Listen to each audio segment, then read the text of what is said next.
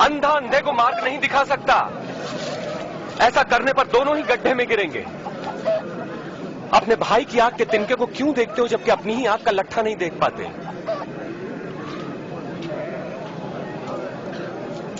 प्रभु हमारा मार्गदर्शन करें। प्रभु हमें आपकी आवश्यकता है। धन्य है वो माता जिन्होंने आपको जन्म दिया और पाला।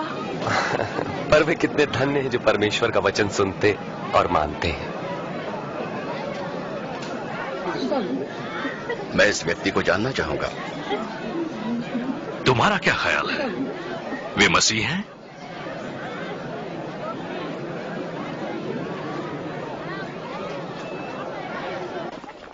इस धर्मगुरु ने यीशु को रात्रि भोज पर बुलाया। यीशु उनके घर गए और भोजन करने बैठे। चलो बच्चों, यहां से चले जाओ। तुमने सुना नहीं? जाओ। बड़े शरारती हैं ये बच्चे।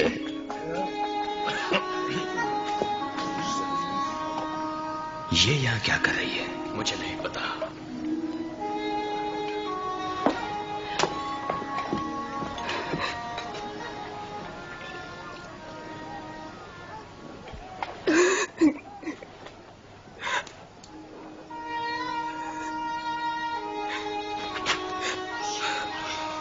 ये कर क्या रही है?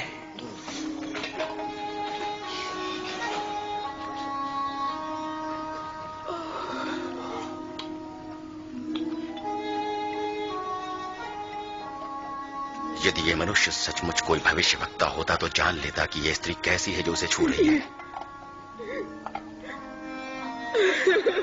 वो जानता कि वो कैसा पापमय जीवन जी रही है। मैं जानता हूं कि ये स्त्री कौन है शिमोन। मैं तुम्हें एक बात बताता हूं। किसी महाजन के 2 कर्जदार थे। एक पर 500 और दूसरे पर 50 रुपए का कर्ज था। दोनों ही कर्ज चुकाने की स्थिति में नहीं थे। उसने दोनों का कर्ज माफ कर दिया। उससे अधिक प्रेम कौन करेगा? मेरे ख्याल से जिसका अधिक कर्ज माफ हुआ। तुमने ठीक कहा। इस स्त्री को देखो। मैं तुम्हारे घर आया, तुमने मुझे पैर धोने के लिए पानी भी नहीं दिया, पर इसने आंसुओं से मेरे पैर धोकर अपने बालों से पोंछा। तुमने चुंबन से मेरा अभिनंदन नहीं किया, पर जब से मैं आया हूं तब से इसने मेरे पांव चूमना न छोड़ा। तुमने मेरे सिर पर तेल नहीं मला, पर इसने मेरे पांव पर इत्र उड़ेला है।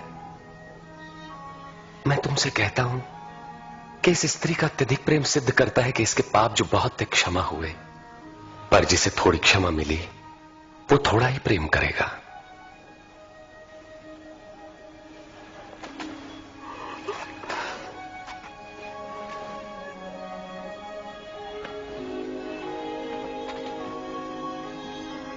तुम्हारे पाप क्षमा हुए। तुम्हारे विश्वास ने बचा लिया। शांति से जाओ।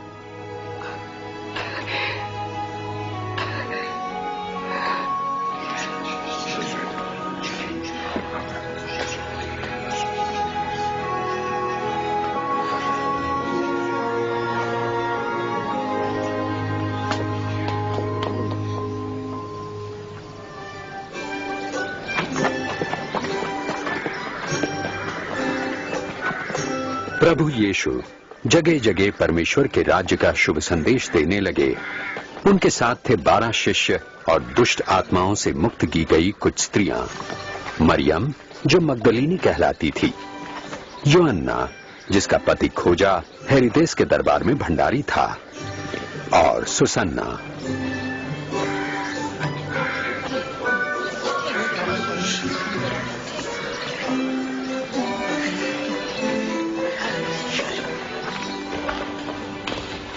गलील के शासक हेरोदेस ने यूहन्ना बपतिस्मा देने वाले को बंदी गृह में डलवा दिया, क्योंकि यूहन्ना ने उसके द्वारा अपनी भाभी से विवाह की निंदा की थी। कहो। जब हम लोग नाइन नगर के द्वार पर पहुंचे तब लोग एक अर्थी को लेकर जा रहे थे। मरा हुआ व्यक्ति एक विधवा का इकलौता पुत्र था। जब यीशु ने उस विधवा की तरफ देखा, उनका हृदय दया से भर उठा। उन्होंने कफन उठाया और कहा, ऐ नौजवान, मैं तुमसे कहता हूं उठो। और मरा हुआ युवक उठ बैठा। यीशु ने उसे उसकी मां को सौंप दिया। उनसे पूछो, क्या आप वही हैं जिनके आने के विषय में यूहन्ना ने प्रचार किया था, या फिर हम किसी और की प्रतीक्षा करें?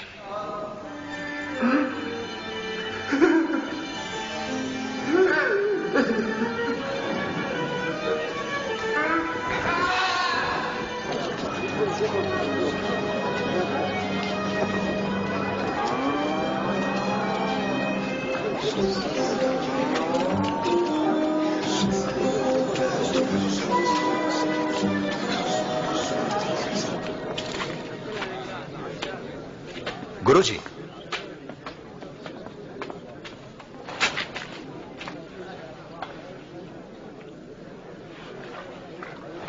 गुरुजी, यूहन्ना बपतिस्मा देने वाले ने हमें ये पूछने भेजा है कि आप वही हैं जो आने वाले थे या हम किसी और के आने की प्रतीक्षा करें?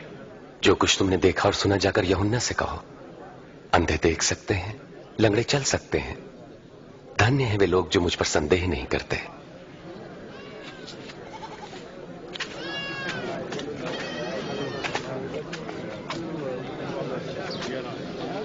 कृपया मुझे उठा लीजिए। आ जाओ मेरे कंधे पे। अब तुम देख सकते हो? हाँ, मैं यीशु को देख सकता हूँ। एक बीज बोने वाला बीज बोने निकला।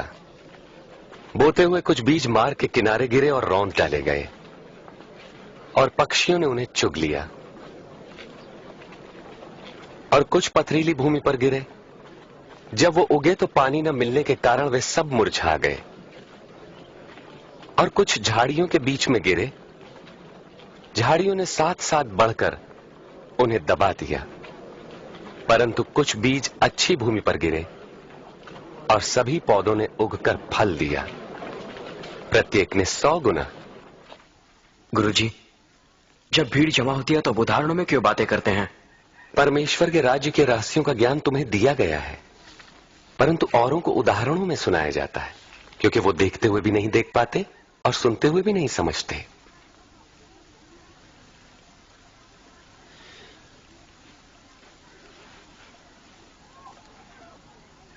इस उदाहरण का अर्थ यह है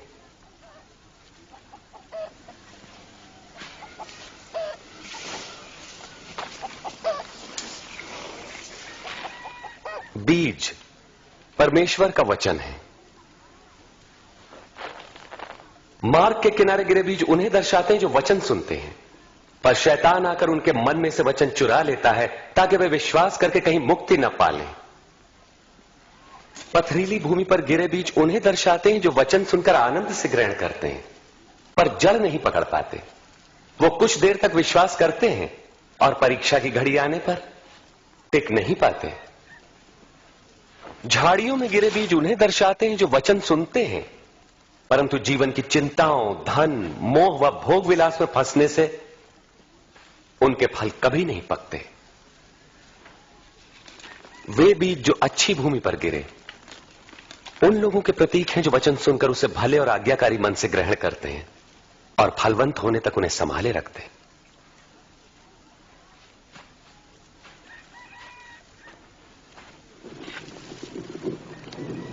दिया जलाकर कोई बर्तन से नहीं ढांकता और न ही खाट के नीचे रखता है, बल्कि उसे दीवार पर रखता है ताकि भीतर आने वालों को उससे प्रकाश मिले।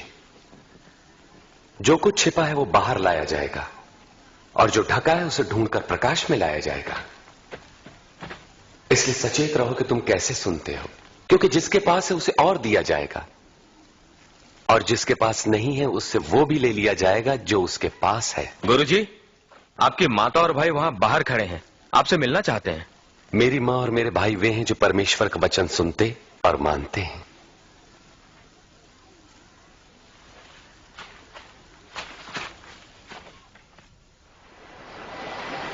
एक दिन प्रभु यीशु अपने शिष्यों के साथ एक नाव पर बैठे और उनसे कहा, आओ हम झील के पार चलें।